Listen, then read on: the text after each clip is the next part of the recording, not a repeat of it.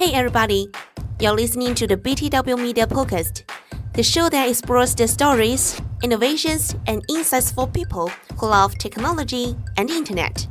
Joining me today is Franziska Böhler, a leading voice in the intersection of AI regulation and education technology. At this year's conference, she presented From Regulation to Innovation, what the EU AI Act means for EdTech, offering the TNC community a roadmap for navigating this important shift in Europe's AI landscape.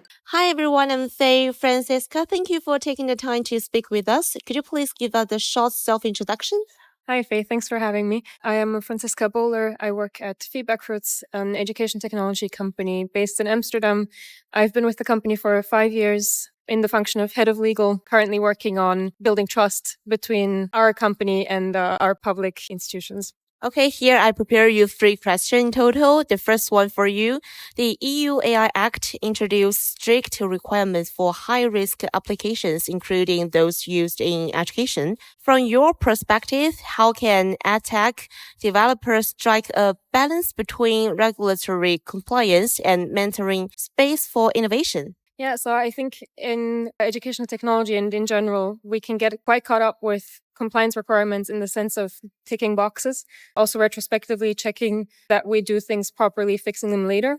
The way that we are dealing with this from the perspective of FeedbackFruits is that we build technology from the ground up. At least we attempt to do so in everything we do, have this culture of compliance in the first place, build our operations around privacy and trustworthy AI by design, essentially, so that we don't have to fix things later, but actually build them like this from the ground up. So compliance isn't an afterthought, but actually something that is embedded into the technology. So embedding ethical principle into AI tool is critical for trust and learner protection. Based on your experience, what practical strategies can EdTech company adopt to ensure ethical alignment without sacrificing learning outcomes? Yeah, so without sacrificing learning outcomes is actually a good keyword, because I think the only way to not sacrifice learning outcomes is by having trustworthy technology in the first place, because if you don't have that, it's questionable whether your learning outcomes are based on something that aligns with public values in the first place. So again, we do this by building technology from the ground up with trustworthy designs in mind.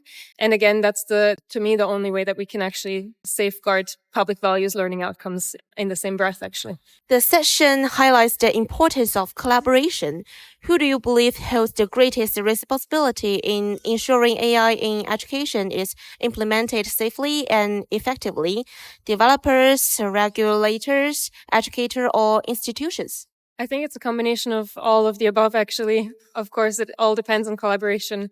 Everyone plays their own role. Everyone has their own spheres of responsibility. But I think the treating it as a hot potato of, giving responsibility to the other parties is not going to work. We need to collaborate. We all need to feel responsible for it 100% so that we can actually fix the issues and build trust between each other, and also actually set a higher standard from what we expect from each other, including private companies, actually. Okay, thank you, Franziska. Your insights offer both clarity and urgency in understanding how the EU AI Act will shape the next generation of educational tools.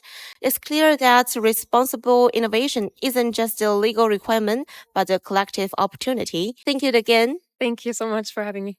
Thanks for joining us for another episode.